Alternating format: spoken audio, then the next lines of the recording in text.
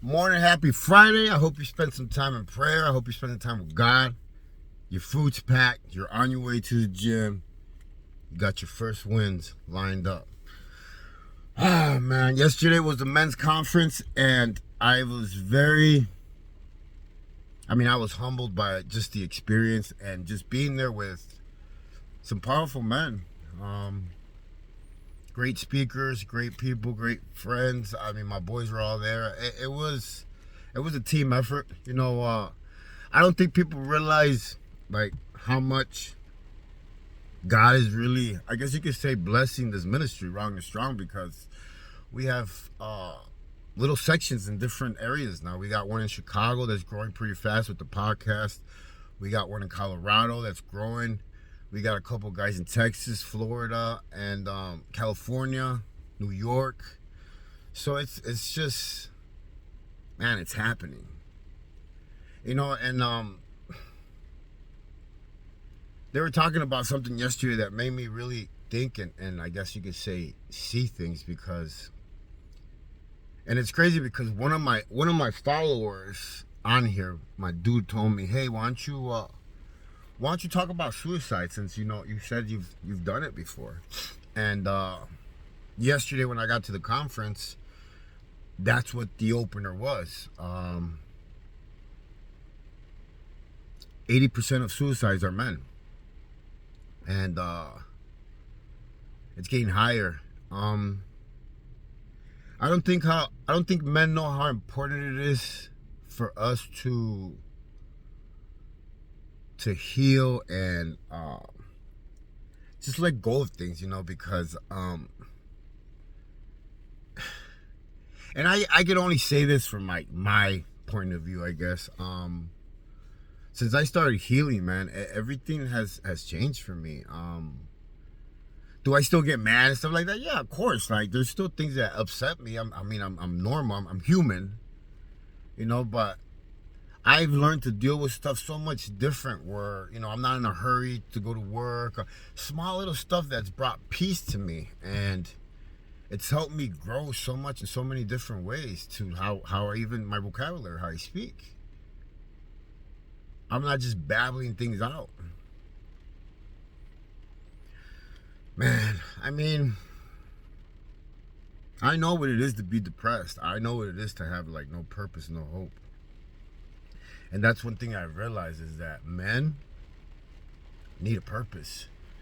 Men need that purpose for us to feel like that. Testosterone is working. And it's a balance, because work has to be balanced with your life and family and your personal growth. So it has to be something that you get good at. And with time, I believe that you can get good at it. Because if I learned these skills, I don't see why you can't.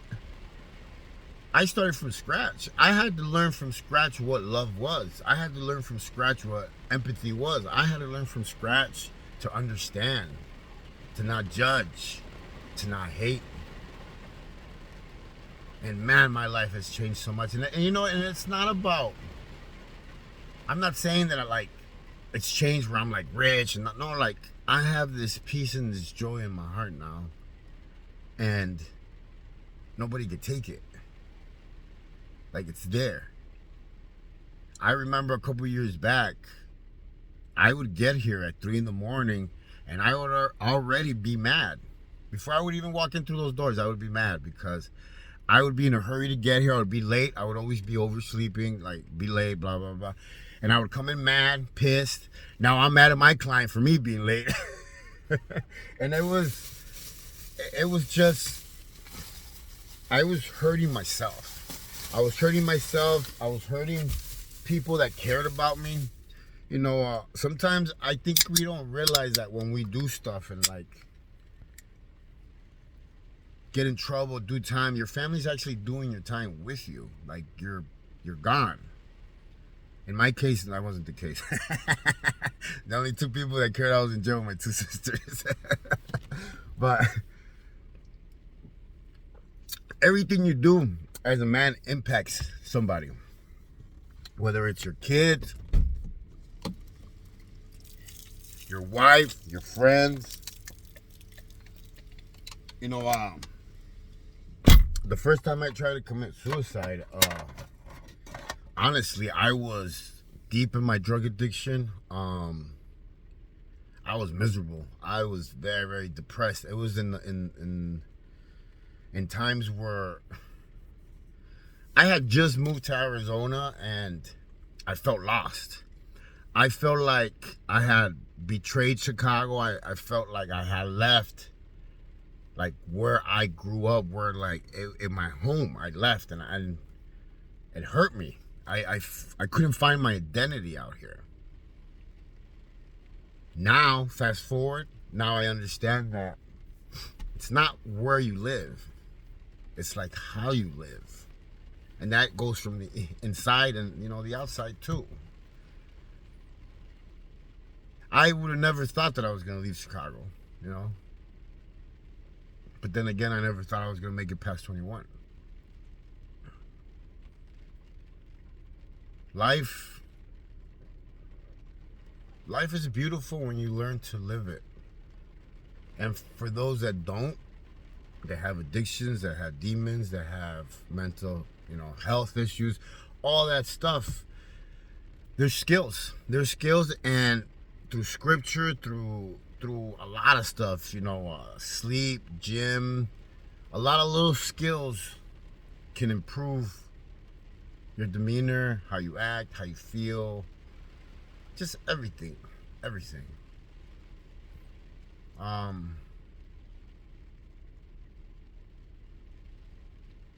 You know, I came home from prison and I was living in my dad's guest house, and I really couldn't find myself out here. I'm not gonna lie, like I really couldn't find myself.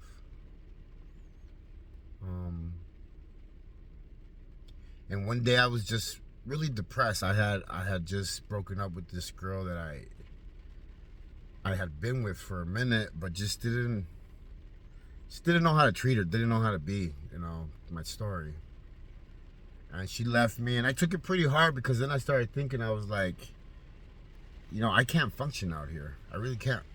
And I convinced myself that I couldn't. So that day, I waited for my dad and my mom to leave the house, my stepmom. And there was a big tree right next to the guest house. And I went and I got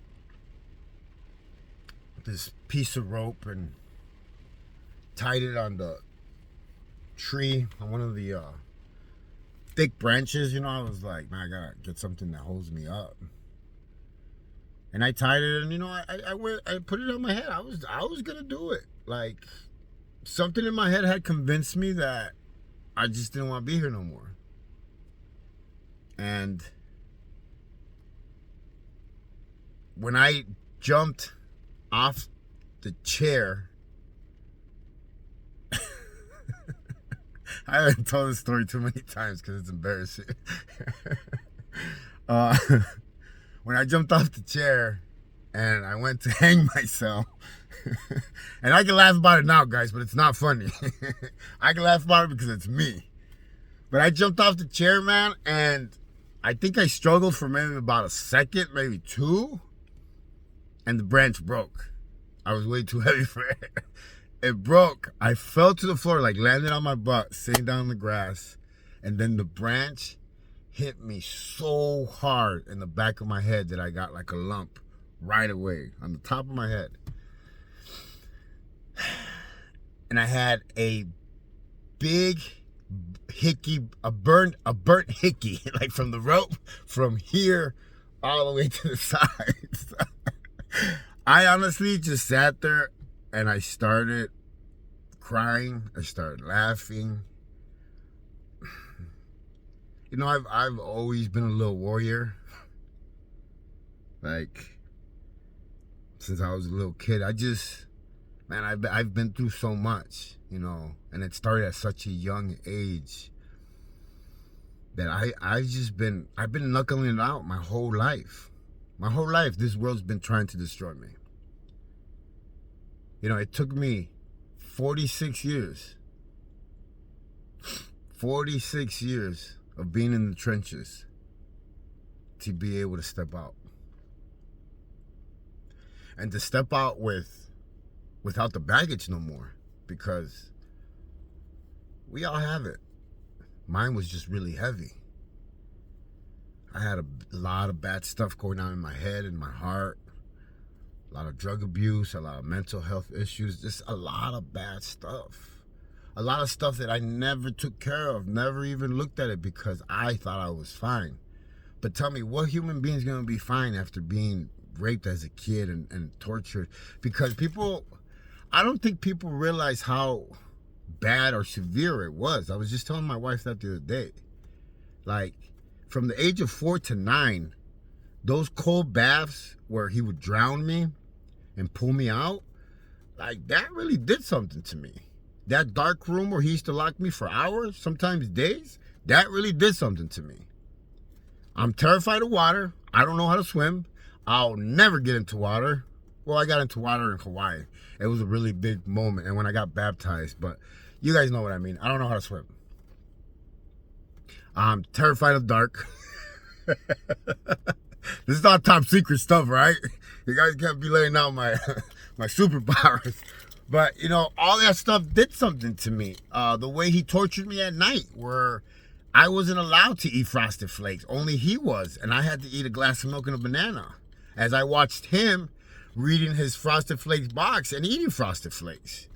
Like,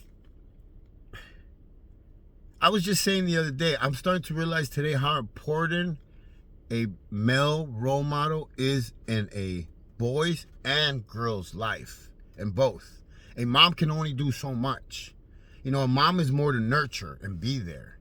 A dad is to teach, not preach. Because all my dad was preaching, but he was doing all the stuff that he was telling me not to do. So you have to teach. And by teaching, that means walking the talk, talking the walk.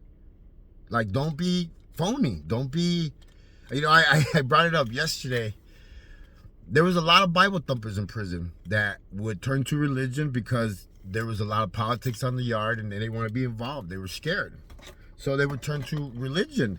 But then you would find them smoking weed on the yard or having sex with guys. And it was, to me, it was crazy because I was like, for one, I was like, man, if there's really a God out there, I don't want to be playing with him like that because, you guys read the Old Testament. He didn't play around. He destroyed cities. He didn't play. He flooded the world. Like, he didn't play. So why would you want to play with something like that? So, I didn't realize until my kids started coming back into my life how important a male role model is in kids. Especially now because a lot of the kids are starting to commit suicide too because they feel alone, they feel disconnected. This whole social media has created different problems. We live in a different time, different depressions, different mental health issues, different everything. But it's the same skills to learn to get over them. Jesus and everything else. There's counseling, there's Christian counseling, there's Christian AA meetings. There's a lot of things out there to help you get better. The next time that I tried to commit suicide was when I first met my wife. Most people that follow me know that story. I just was tired. I was tired of coming to work every day and coming home, and I still felt miserable. I still felt like a hole in my chest, and I was doing good. I wasn't needing nothing. I was working, making good money, and everything was good. But there was this emptiness in my heart that I could not explain. And that night when I got home, I just said, you know what, I'm gonna do it. Like, if this is what life is, then I want no part of it. Because I felt like I was happier in prison. That sounds crazy, right? But I felt like I was happier in purpose. I mean, see how I can't still talk? I say everything backwards, guys. So remember that when you're listening to me speak, that I have a lot of like learning disabilities. um, what was that? I lost my train of thought.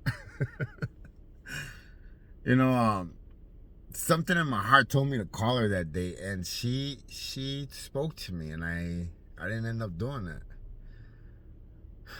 When I was younger, I tried to slit my wrist. I played Russian roulette once. And one day I took a bunch of pills and just woke up with a really bad headache. I was miserable. I was tired. I was just broken. I felt like just a piece of crap, to tell you the truth. I felt like I was just taking up space. But I was so wrong. I realized yesterday how big my purpose is. It's way bigger than me, way bigger than us, way bigger than anything. Like, men need to hear what I got to say. And it's not because like I'm an expert or none of that. Like, I'm just a survivor. I just survived this really tough life that was given to me. And today when I'm like sober, today when I am at peace, today where I am taking care of myself mentally, you know, and everything else, I see how much God has been involved in my life. I would not be here right now if it wouldn't be for his grace. He's taken me out some of the most darkest places that you could imagine. People don't realize how dark Mexican prison was for me, how dark it was for me to work in Mexico with those people. But we don't see it because we're around it. We surround ourselves with bad people. We surround ourselves with drug dealers. We surround ourselves with strippers. And then we start to think that that's normal. We start to become of this world. We start to be like everybody else. And me, I didn't know better. I didn't.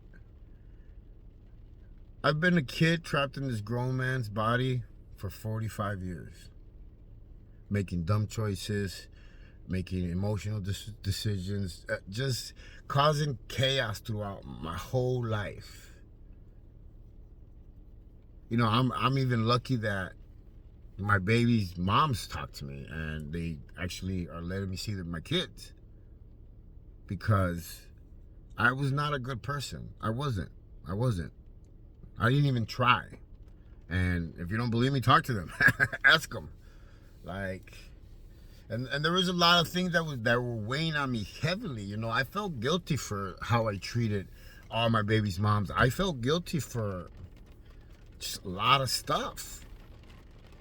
And that guilt was like killing me. You know, my last girlfriend that I had before I got locked up, Liz, we went through some really tough times, her and I. And when I came home, I found out that she had committed suicide. And it really did something to me. I'm not gonna sit here and lie to you guys. I still carry a little bit of that guilt. I think about her, and not in a romantic way or anything, but I just think about her because I can't feel. I can't take that feeling away of feeling guilty because of what I put her through.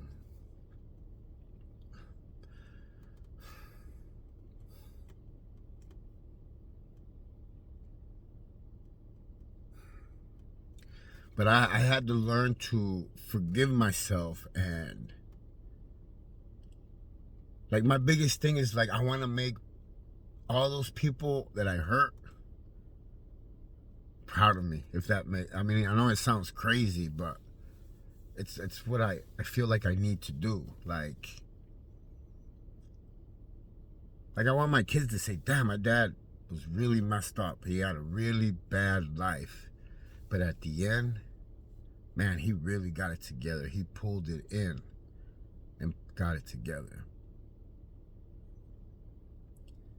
This is my only shot to, like, I'm not having no more kids. You know, I have a little one that's 6, and my son.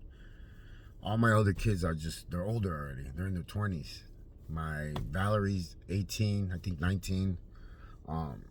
So they're all grown. My son and my little one are the youngest ones. My son was born before I went to the feds. As I went to the feds, actually.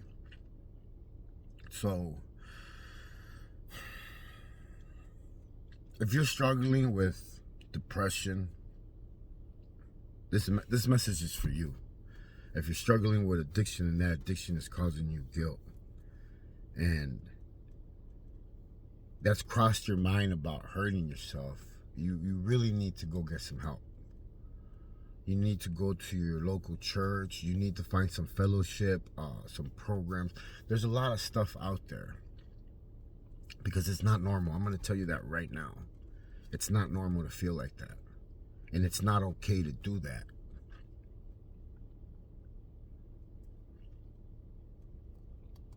I share my stories. I share as much as I can. And like I tell you guys, I've always kept it real with you guys. I'm not on here pretending to be this cool guy that went to prison and I think prison's cool. No. I don't think prison's cool. I don't think being a gangster's cool anymore. I don't think that a lot of the stuff that I used to live is cool. I don't. I share it just so you guys could see that if I was able to change, you guys could change. Anybody could change. Once God is with you, who can be against you?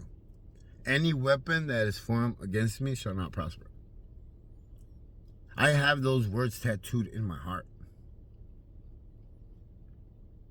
I am humbled that he would rescue me and still give a ratchet like me another chance. And this is the kicker, another chance helping him reach people, because he doesn't need my help. He doesn't. He lets me come along for the ride, for the growth, and for the changes so I can share my experience. If that's not a really cool gang leader, then I don't know what is. Please go get help if you're having those ideas or those thoughts. You know, being happy is actually a skill. A skill, and I am very happy that I am the way that I am. Discipline, OCD, all that stuff, because like I said, I get up every day at 2:45, sometimes just 3 when I sleep in a little bit, but I get up and the first thing I do is I sit down and I read scripture. I go through my Bible app first, then I read the scripture, the Psalms and the Proverbs of the day, whatever date it is, and then I just read a little something, and as I drive into work, I listen to John MacArthur. I usually listen to a teaching. You are who you hang around with. You are what you listen to. You are what you read. You are what you eat. You are how you live. You are you. So I can't stress enough how important it is to be disciplined, to learn these skills, to be the best version of you. Because when you learn to be the best version of you, everything just aligns and falls into place by itself. You don't even have to try. I was just telling the guys yesterday, you know, I'm not gonna lie, I'm not gonna sit here and lie. When I came home and the whole Instagram and everything was like going crazy, I had already had a shot at it at the beginning when it first started. So when I got out, I was like, okay, I already know what to do. You know, I was steady chasing that cloud. It wasn't to help people. No, I wanted to share my story so I could tell you who I knew, who I could beat up, who I did beat up, who I did it. Like, I wanted to tell you all my stories, but it wasn't for that purpose. today, I tell my story with the purpose of sharing Jesus, and just for all my guys and all my people out there that are suffering from mental health, addiction, depression, toxic relationships, gangs, prison. I mean, you name it. Who isn't a poster child for baggage? Everybody has it. Everybody. So if you're struggling with something today, please just get on your knees. Get on your knees. Start praying. Start asking. Start talking. And when you pray, please don't ask for stuff. It's not a list of, it's not a Christmas list. I've heard people pray sometimes and I'm like, did he just ask for a car? It's like, no. Prayer is reporting for duty for God. I want to be a little bit more like Jesus and less like me.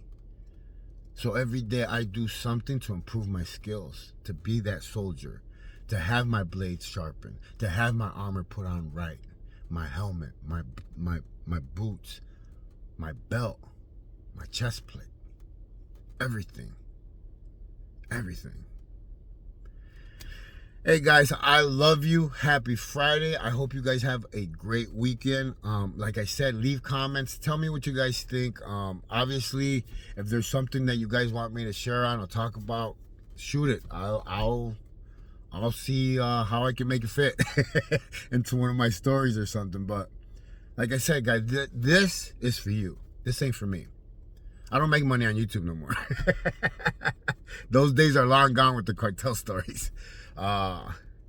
This is for you. This is for that person that needs to hear this message today. This is for that person just struggling. You're not alone. And hey, you got help.